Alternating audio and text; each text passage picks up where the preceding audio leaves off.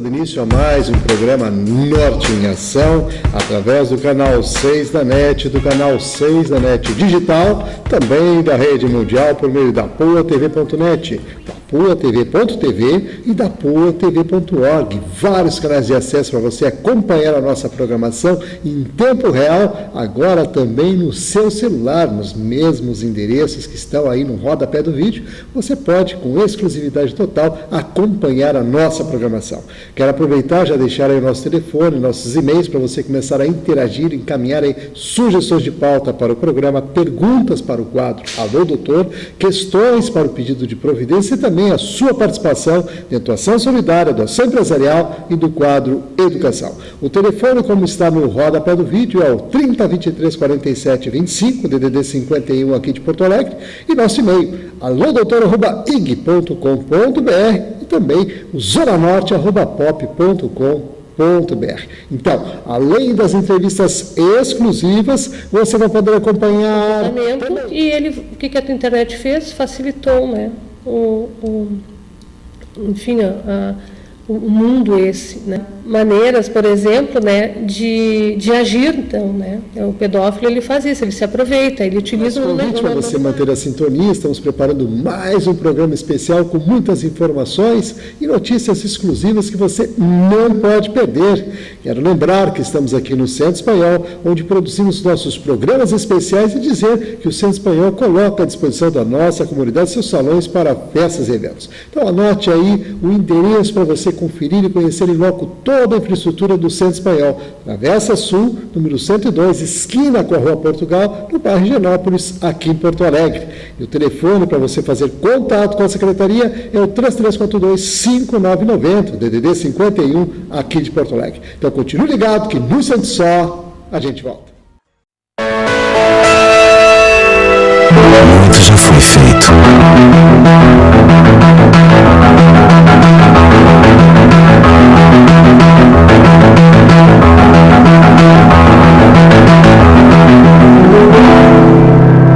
Mas ainda há muito a se fazer.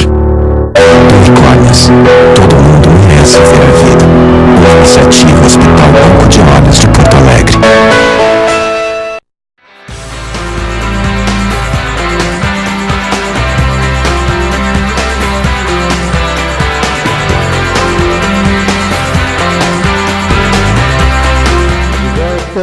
Programa Norte em Ação, agora o nosso quadro Entrevistas Especiais, e com a grande satisfação estamos recebendo novamente dentro do programa a doutora Simone Lemes, ela que é psicóloga, especialista em psiquiatria forense, e participa aqui conosco para tratar de um tema da atualidade, que está aí na pauta do dia, que são os crimes que são cometidos através do anonimato.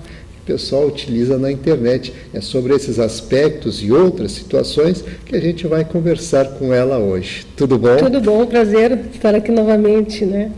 A satisfação é nossa, com certeza, e a alegria, né, de poder levar informações, e ainda mais um tema que está aí em voga, isso. A questão da internet, né, dos meios sociais, uma série de outras situações que acabam se formando em torno disso, em função do anonimato.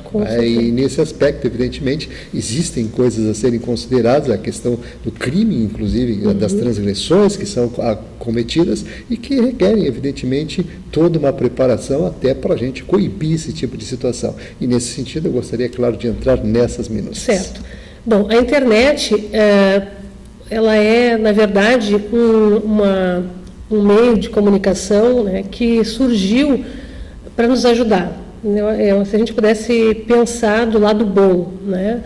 O que eu quero dizer com isso é que com a internet as barreiras elas foram quebradas, né? Hoje tu pode mandar um e-mail para uma pessoa que está na China, né? Ou tu conversar com ela ao vivo, né? Eu digo ao vivo no sentido, né, de ao mesmo tempo tu está na frente do computador e tu está falando com essa pessoa. Antigamente não, tinha que mandar uma carta e aí a gente ficava meses esperando, né? Então, ela veio, né, de uma maneira bastante importante, mas ela também mostrou um outro lado, em que as pessoas estão se aproveitando e se aproveitam, né, do anonimato para cometer, né, crimes, transgressões. E o que eu penso, assim, né, o que mais acontece, que a grande maioria da população sabe, uma das coisas são os hackers, né, que entram em conta bancária, etc. e tal. E isso é hoje o que mais, se a gente pudesse botar numa escala, ele estaria número 1, né? Mas ele é muito mais complexo, né? Assim como o César falou, essa questão do anonimato.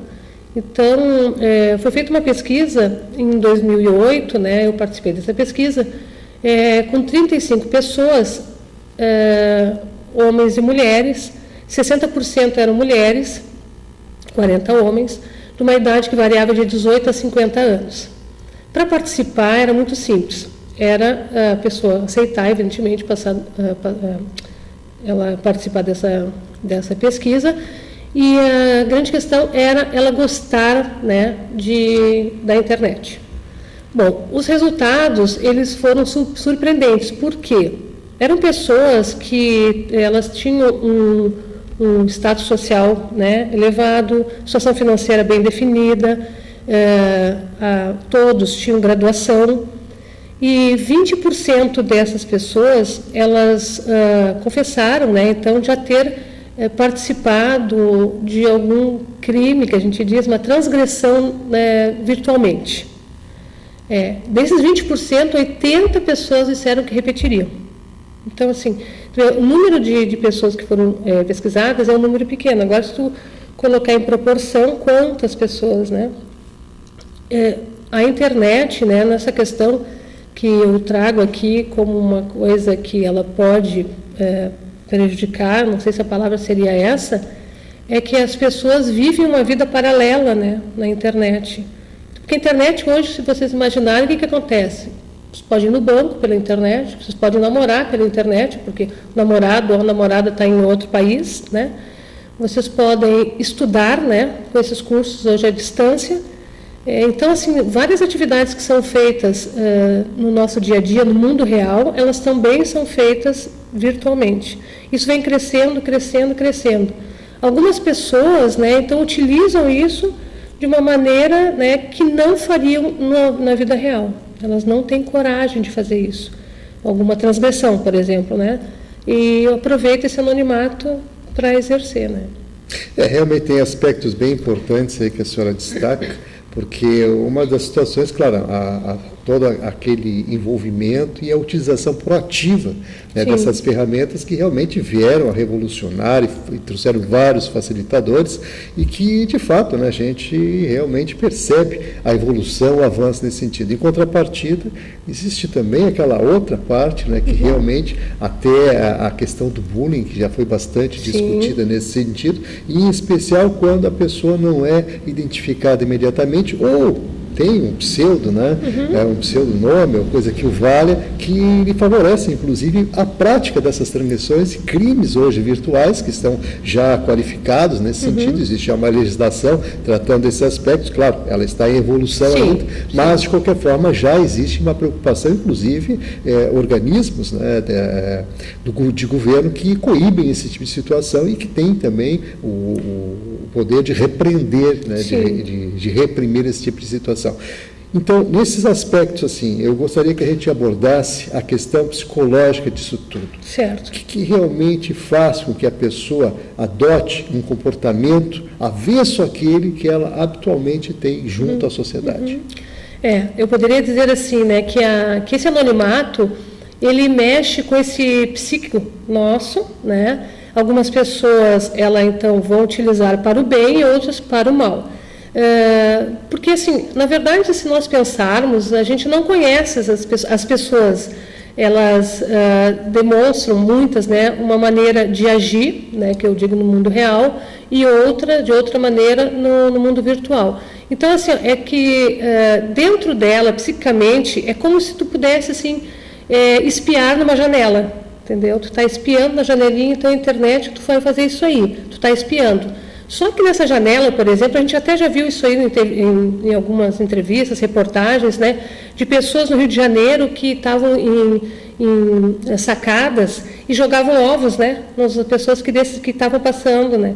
e se escondiam, faziam isso, né? Então, na internet, claro que eu dei um exemplo, né, bem grosseiro, mas na internet seria mais ou menos isso. A pessoa, o que ela não faz, né? Ela não faria isso, ela não no mundo real, ela não jogaria esse ovo, né? Mas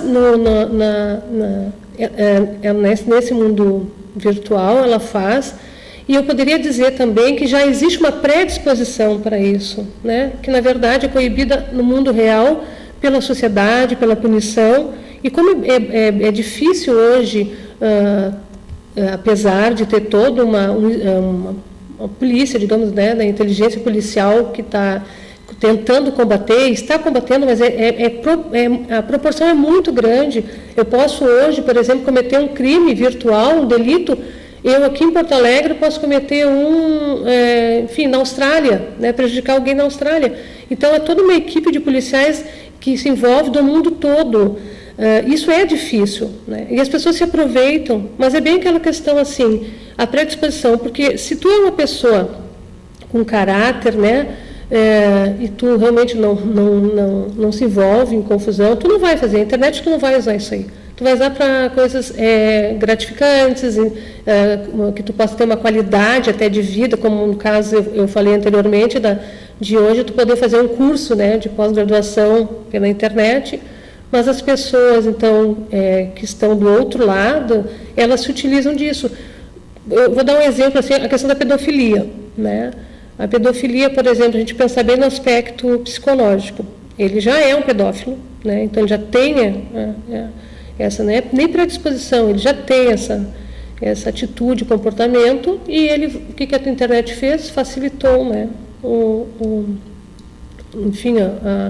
o mundo esse, né? Maneiras, por exemplo, né, de agir, então, né? O pedófilo, ele faz isso, ele se aproveita, ele utiliza o anonimato, ele entra em chats, ele entra no Facebook, ele observa, porque as pessoas também estão se expondo, né? Então, assim, essa questão psicológica, ela também, mesmo que a pessoa não cometa um crime, um delito, né, a outra pessoa, mesmo boa, ela também se expõe, né? Ela coloca na vida dela. O que é o Facebook? É maravilhoso, a gente pode conversar com os amigos, mas tem pessoas que exageram, né? Então, por um lado, elas também não fazem isso na vida real.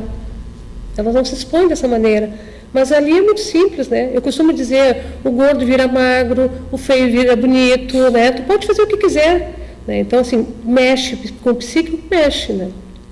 Realmente tem aspectos aí importantes a serem considerados, a senhora coloca aqui com muita propriedade essas questões, porque, na verdade, tem que se ter, inclusive, uma educação nesse sentido, para que as pessoas com aquela ética necessária, usar dessas ferramentas devidamente, sem gerar nenhum tipo de problema maior para aquelas outras pessoas, né, que estão ali envolvidas também, que estão no contexto daquele meio, e de qualquer forma a gente percebe, como a senhora bem disse aqui, que existem pessoas que acabam extrapolando, e outras que acabam também pela sua timidez ou tendo ali dentro daquele universo um facilitador nesse sentido, claro, né, claro. de exposição. E esses aspectos, assim, a senhora que fez esse estudo e deparou com esse tipo de informação, o que a senhora poderia colocar em termos de avaliação e, é claro, os cuidados também que as pessoas devem ter para não se expor tanto? Tá. Eu vou começar com uma coisa bem anterior, por exemplo, a questão dos pais, né? Eu costumo ouvir muito dos pais assim: eu não entendo nada de internet, computador eu não sei nem ligar. Assim, hoje em dia, os pais não podem ter esse comportamento, eles não podem, eles têm que literalmente, eu não sei mexer no computador, eu vou fazer um curso. O que é a internet? Eu vou ler. Porque assim, começa de lá, né? A criança, na verdade, hoje ela tem um universo dessa tecnologia a favor, né, tanto da parte da diversão, como a própria curiosidade, né, que ela pode ter. Então, elas começam muito cedo. E os pais assim acham que essa criança ou esse adolescente, eles estão protegidos porque eles estão em casa na internet. E muitas vezes eles estão fazendo coisas que eles não fariam, né? Novamente, que a gente, né, trouxe esse assunto nesse mundo real. Eu penso assim, que uma das coisas importantes para a gente preservar, né? Então, assim, são as nossas, como diria, nossos dados, né? A nossa identidade, como, por exemplo, por mais, mas o hacker ele vai lá, ele vai achar a tua conta bancária, ele vai achar a tua senha.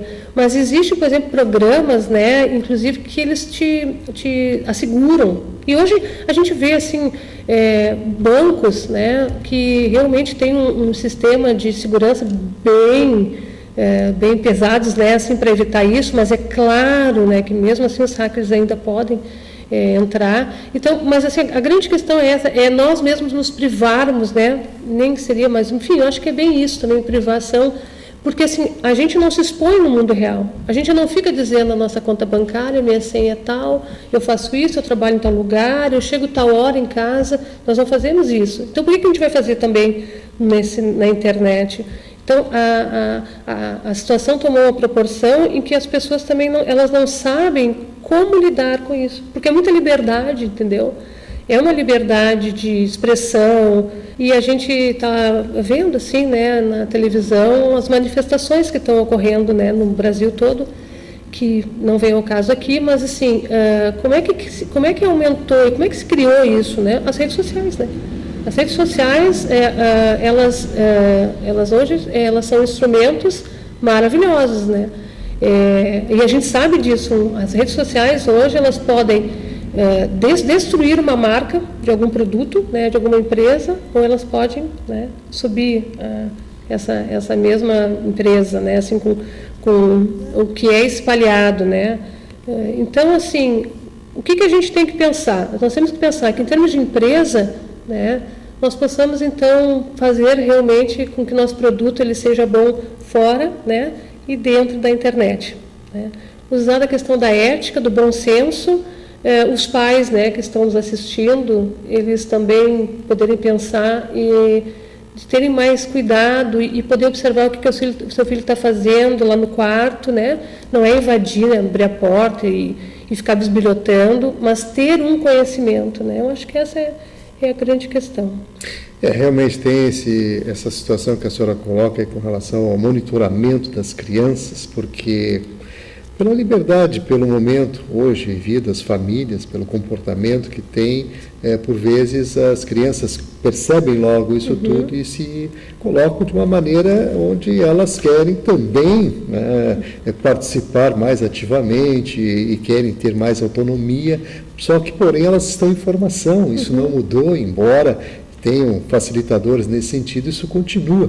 Então, psicologicamente, a importância, né, dos pais estarem junto aos filhos e controlando, né, o que eles estão fazendo na internet, ou seja, nessas redes sociais e tudo mais, isso continua ainda sendo uma obrigação, uma responsabilidade dos pais. Inclusive, eu gostaria que a senhora enfatizasse um pouco mais essa situação, porque isso a gente realmente percebe que na mudança do comportamento muitas pessoas ainda estão deixando, né, as coisas, vamos dizer assim, passarem e por vezes até desapercebidamente. Claro.